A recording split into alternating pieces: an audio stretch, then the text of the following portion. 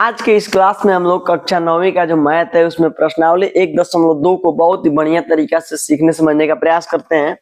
तो आ जाइए क्लास को स्टार्ट करते हैं। देखिए यहाँ पे सबसे पहले दिया है पहला प्रश्न कि नीचे दिए गए कथन सत्य है या असत्य है, कारण के साथ अपने उत्तर को दीजिए। हमें कुछ कथन दिए हुए हैं, उसमें बताना है कि कौन सा कथन सत्य है और कौन सा कथन जो है क्या है असत्य है।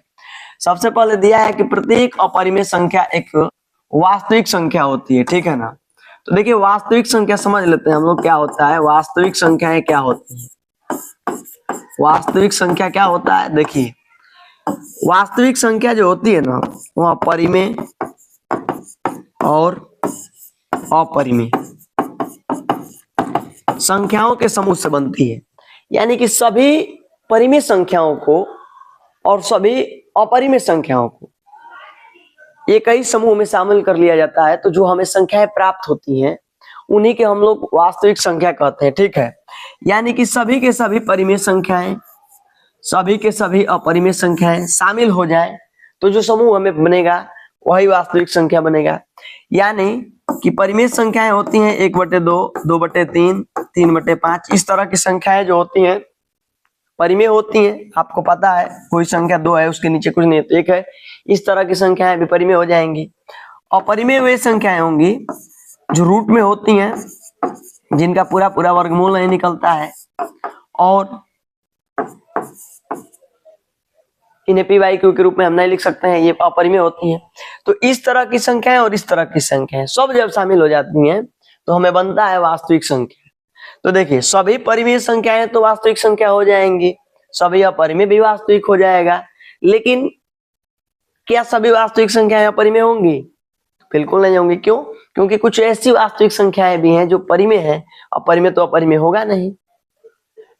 यही पूछा जाए कि क्या सभी वास्तविक परिमेय होते हैं, तो बिल्कुल नहीं, क्योंकि कुछ ऐसे भी वास्तविक हैं जो अपरिमेय हैं, तो अपरिमेय तो परिमेय होगा नहीं। यही बात आपको समझना है। कह रहा है कि प्रत्येक अपरिमेय संख्या वास्तविक होता है। तो देखिए यहाँ से सभी के सभी अपरिमेय क्या हो जाएंगे, वास्तविक हो जाएंगे, सभी के सभी परिमेय भी वास्तविक हो जाएंगे। तो इसलिए यहाँ जो कथन है वो क्या है, सत्य है। ये वाला कथन हमारा सत्य हो गया। अगला देखिए क्या पूछ रहा है कि संख्या रेखा का प्रत्येक बिंदु √m के रूप का होता है, जहां m एक प्राकृतिक संख्या है। कह रहा है कि संख्या रेखा पे जो भी बिंदु होते हैं वो √m के रूप के होते हैं, ठीक है ना। यानी कि इसके कहने का मतलब है कि जो भी संख्या है वो √m के रूप की होती है, जो भी प्राकृतिक संख्या है, जहाँ पे m जो है एक नेचुरल नंबर प्राकृतिक संख्या है। तो आप ऐसे समझिए, क्या √4 को देखिए आप ध्यान से, √4 है ना, क्या √m के रूप का है? तो बिल्कुल नहीं है। क्यों? क्योंकि √4 को हम लोग 2 लिख सकते हैं और 2 और इसके नीचे कुछ नहीं है तो 1 लिख देंगे। तो देख रहे हैं यहाँ पे, यहाँ एक परिमेय संख्या हो जा रहा है और यहाँ आप परिमेय नहीं समझिए, बस ऐसे ही समझिए कि √4 है यहाँ √m के रूप का नहीं हो रहा है, क्योंकि यहाँ बाहर निकल जा रहा है। यानी कि यहाँ पूरा पूरा इसका वर्गमूल जो है निकल जा रहा है। यानी कि 2 का वर्ग है 4 और 4 का वर्गमूल है 2। अब ऐसे ही समझिए, देखिए अंडर रूट में 1 है तो इसका मान भी 1 हो जाएगा। तो देखिए यहाँ भी √m के रूप का नहीं हो रहा है। जैसे मान लीजिए अंडर रूट है 16, इसको भी बाहर निकाल सकते हैं तो हो जाएगा 4। अब ये जो है √m के रूप का नहीं है, तो इस तरह से ये वाला कथन जो है हमारा असत्य हो जाएगा। क्या हो जाएगा? असत्य। क्यों? क्योंकि प्रत्येक प्राकृतिक जो संख्याएं है वो संख्या रेखा पे √m के रूप की नहीं होती हैं। कुछ ऐसी भी संख्या है जो रूट के बाहर भी होती है, मैंने कुछ रूट वाली संख्याएं भी हैं और बिना रूट वाली भी संख्या है। सभी के सभी √m के रूप की नहीं हो सकती है, ऐसे समझिए।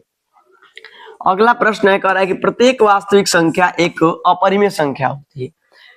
प्रत्येक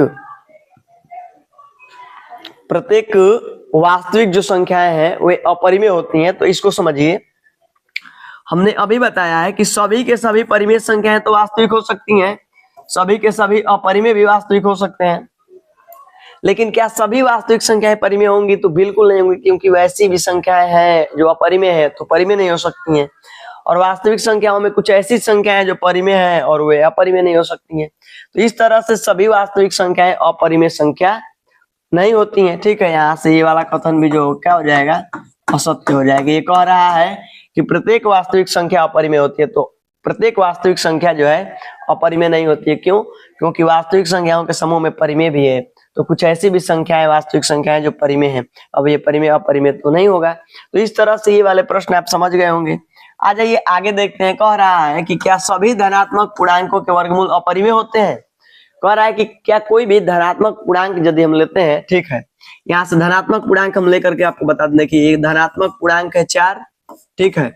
अब कह रहा है इसका वर्गमूल अपरिमेय होता है। तो देखिए इसका वर्गमूल करते हैं तो 2 आता है, और 2/1 कैसी संख्या है, तो परिमेय संख्या है।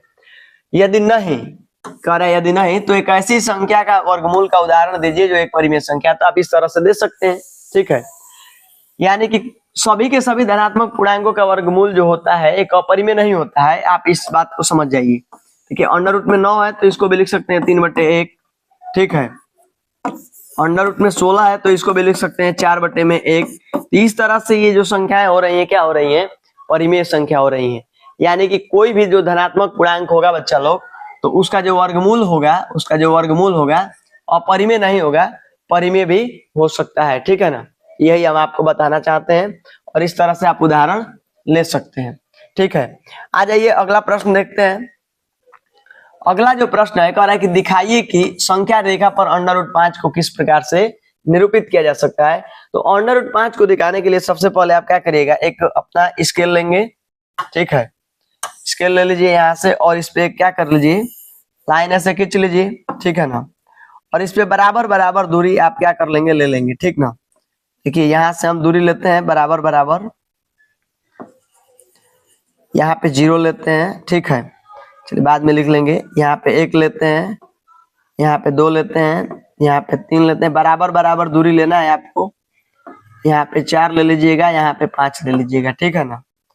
इसको साइड करते हैं। देखिए यहाँ पे हमारा 0 है, यहाँ 1 है, ये 2 है, ये 3 है, 4 है, 5 है, और इस तरह से ये वाले इधर और ये वाले इधर की तरफ जाते रहेंगे, ठीक है। अब देखिए अगला काम क्या करना है, हमें दिखाना है अंडर रूट 5 को। तो इसे 1 इकाई 2 इकाई बोलेंगे, तो आपको 2 इकाई की दूरी ले लेना है, ठीक। यहाँ से और यहाँ तक की दूरी आपको ले लेना है।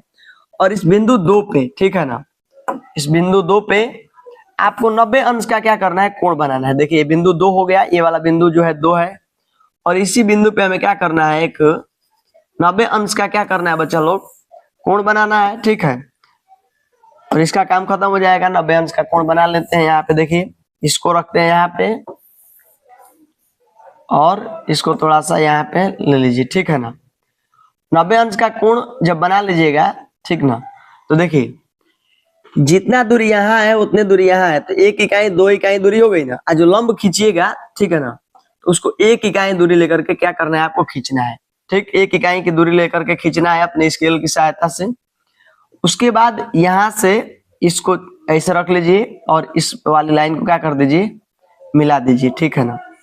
ये वाली लाइन मिला देंगे तो यही जो बन रहा है, यहाँ से यहाँ तक की जो दूरी है, यही क्या है बच्चा लोग, अंडर रूट 5 है। जैसे इसको ओ नाम देते हैं, इसको ए नाम देते हैं। यदि हम मक्खी परेशान करती है, देखो यहाँ पे हम यदि ए नाम लेते हैं इसका और इसका नाम बी लेते हैं, ठीक है ना।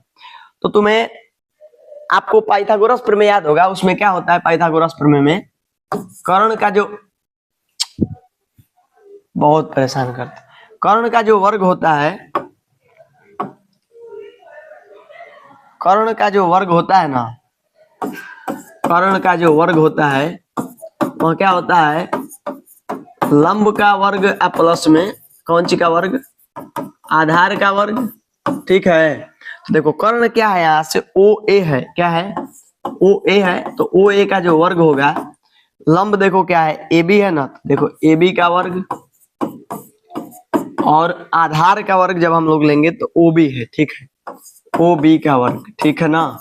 तो देखो ओ ए निकालते हैं यहाँ से, ओ ए का वर्ग, ए बी देखो, देखिए यहाँ पे ए बी 1 इकाई लिए हैं हम लोग, ये वाला जो है 1 इकाई है, यहाँ से यहाँ तक जितने यहाँ है जितना यहाँ है उतने 1 इकाई है। तो 1 का वर्ग प्लस 2 का वर्ग, तो ओ ए का जो वर्ग आएगा वो कितना आ जाएगा, 1 प्लस 2 दूना का 4, तो ओ ए का जो वर्ग होगा क्या होगा 5, और ओ ए जब निकालेंगे ना तो ये क्या आ जाएगा, रूट में आ जाएगा, तो रूट 5 हो रहा है यहाँ पे, ठीक है। अब इसको संख्या रेखा पे दिखाना है तो आपको कुछ नहीं करना है, ज्यादा कुछ अपना गोला प्रकार लेना है तो और इसकी नोक को यहाँ पे रख के और ऐसे आपको एक क्या कर देना है, लाइन खींच देना है, ठीक है ना। मैं आपको दिखाने का प्रयास करता हूँ, आप लोग बनाने का प्रयास करिएगा, ठीक है। देखिए ऐसे कर लेंगे और इसको ऐसे ला करके और ठीक है, ऐसे ये वाली लाइन जो है आपकी बन जाएगी, ठीक ना। तो ये वाली लाइन जो है यहाँ से ये ऐसे काट रहा है, ठीक ना। यहाँ से रख के ऐसे खींच दीजिएगा इसको।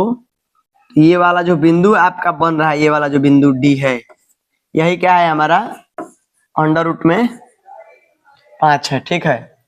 यही वाला जो बिंदु है ये जो है अंडर रूट 5 हो जाएगा, ठीक। ये बिंदु जो डी है, तो इस तरीका से आप लोग इसको संख्या रेखा पे आसानी से दिखा सकते हैं।